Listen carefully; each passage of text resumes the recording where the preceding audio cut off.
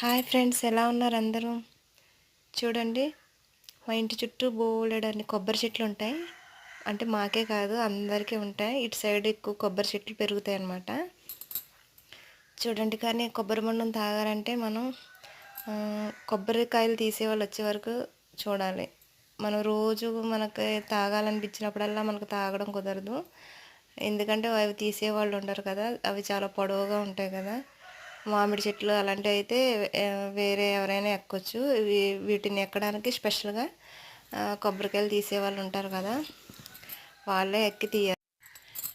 మనం కొన్ని తాగాలంటే రేటు బాగానే ఉంటుంది, ఎక్కువగా రూ. 15 రూ. 20 అలాగా. అదే మనం అమ్మాలంటే కానీ రూ. 5 రూ. 6 అలాగే కొంటారు. మనం కొనాలంటే ఎక్కువ కాస్ట్ అనమాట. ఈ వీడియో కనుక మీకు నచ్చినట్లయితే లైక్ చేయండి, షేర్ చేయండి. Please subscribe. Thank you.